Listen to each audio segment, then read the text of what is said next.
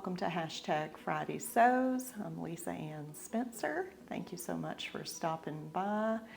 This is my new sewing loft, I'm going to call it, because we're in the rental house in Kentucky, and this is upstairs in an open loft that faces out over the living room, and it's also my two youngest girls' bedroom.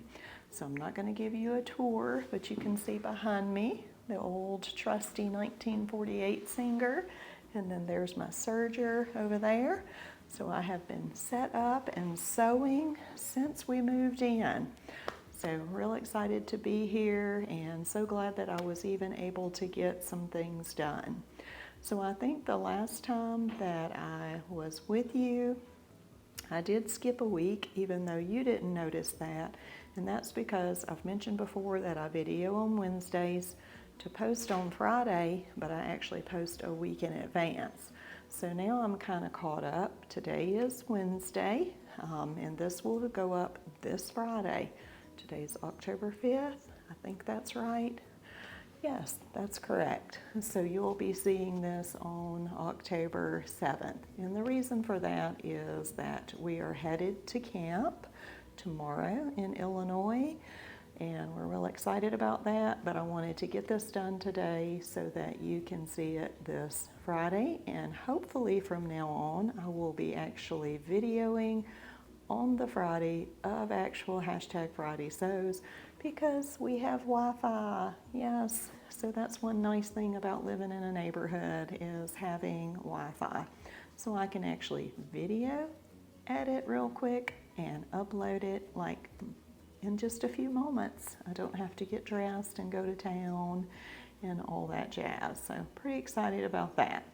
So anyway, last week I believe I showed you the beginnings of the Outlandish tartan. I showed you the fabric and the McCall's pattern, 8092. There is that, and I did finish it. And can you believe I really haven't even tried it on? I know it'll fit because it's really, big. It's very roomy. So here it is. I know I showed you because I had done the two separate sleeves, but I did go back and follow the pattern for the sleeve recommendations, and I'm pleased with that. And then the sash is complete, and in a little while I'm going to be getting dressed to go to church. I'm going to wear this, and I'll take a video and a couple of pictures to insert here so that you can see that.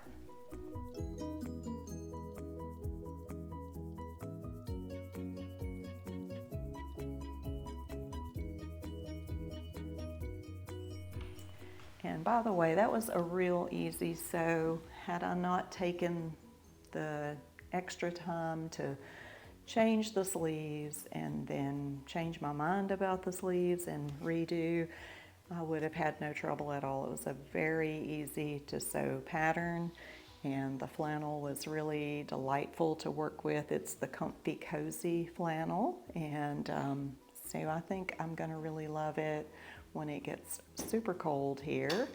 It's cool at night here in Kentucky, and it's actually going to get down near freezing later on this week overnight. So I'm excited about the cooler temperatures and getting to wear the Outlandish tartan.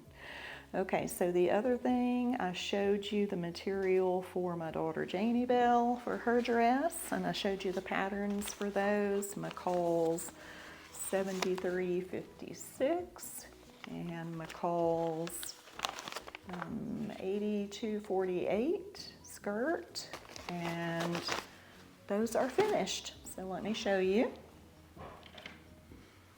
There is the shirt, and I just did the narrow hem on the serger, and she liked that. I used the original sleeve pattern. She had asked for maybe a flutter sleeve, but she was very pleased with how this turned out. And then when I finished the bottom with the rolled hem, she liked that too.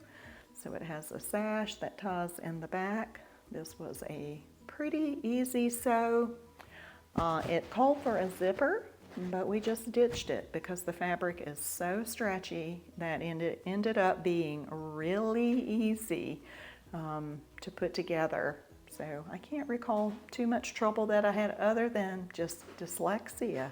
It's a serious thing because some of the patterns have to be cut face up, some face down, and you can see through the thin tissue paper, and to me it looks the same no matter if it's flipped forward or backwards, so I have to do it over and over, and I'll put the wrong side. It happens so often, and that is really frustrating and discouraging for me, but somehow I just keep going and end up with pleasing garments. So let me show you the skirt. This is a 100% cotton woven, and that is a stretch poly spandex something, can't remember. I did mention in the last video, but it's a nice waffle knit that was real easy to work with. This is a 100% cotton woven, and I'm not sure if you can see the pleats. They turned out beautifully just by accident, through no special matching or planning. This has a side zipper that was really easy to put in, and I haven't hemmed it. I just did an overlock, and Janie Bell said she really likes that. She likes the way it looks, so she's going to wear this to church tonight. So in a few minutes, she's going to get dressed, put this on. I'll take some pictures, maybe video, and insert that here for you to see.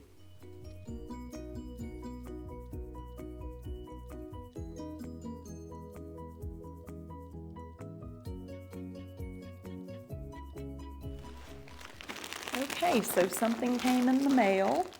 I did mention that a friend of mine, Sarah, she asked me to make her some curtains, and she ordered fabric from Wayfair to be sent to me.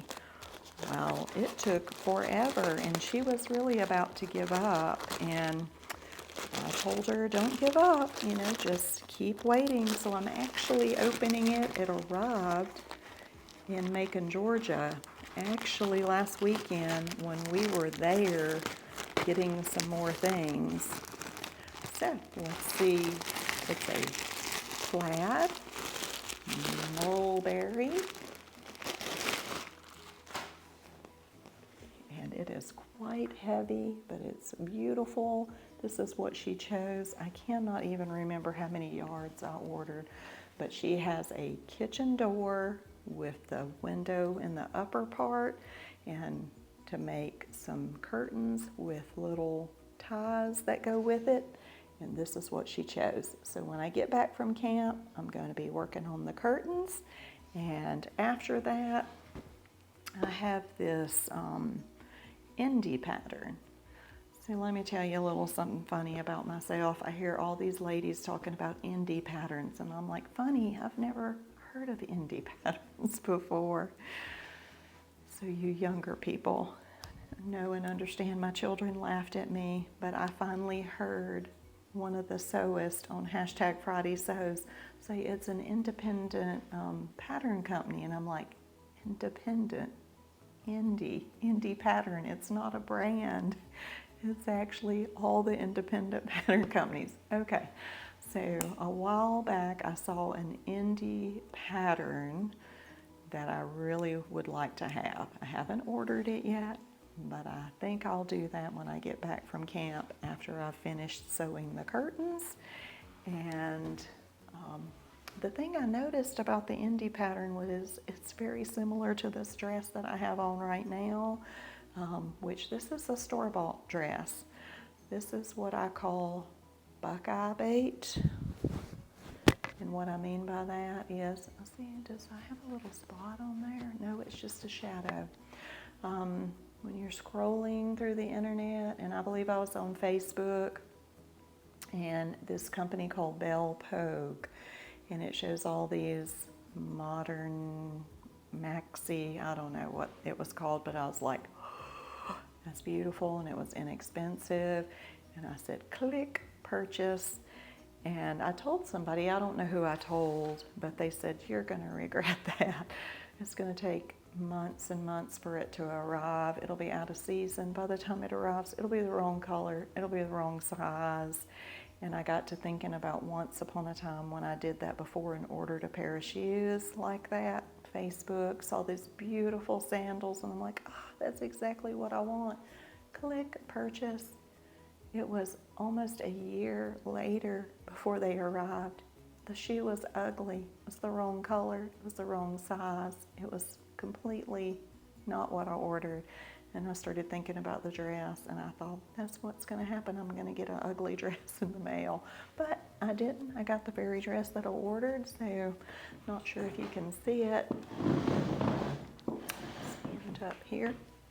I like it because it has the shirr in the middle. You can see all my fat rolls. That I don't like.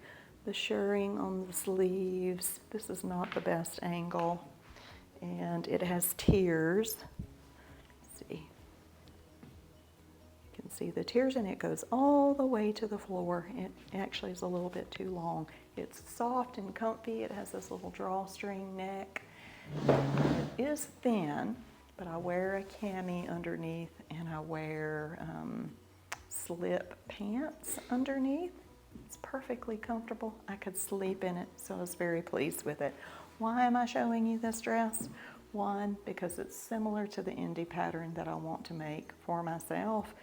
And two, because my daughter Janie Bell said, Mommy, you should show them your blue dress. It's so pretty. So she thought it was beautiful, so I'm sharing it with you. All right, so there you go. We're heading out in the morning pretty early, and we'll be back Sunday night pretty late. And I won't get much sewing done, but hopefully I can get these curtains done and maybe show those to you. And I do have some little projects to work on, and so I'll try to have something of quality to bring you next week on #FridaySews. Be sure to check out Jen's channel at Today in Jen's Sewing Room. She will be linked in the description box below. Jen is the creator, originator of #FridaySews. So be sure to check her out and check out the other #FridaySewist. You won't be disappointed. See you next time.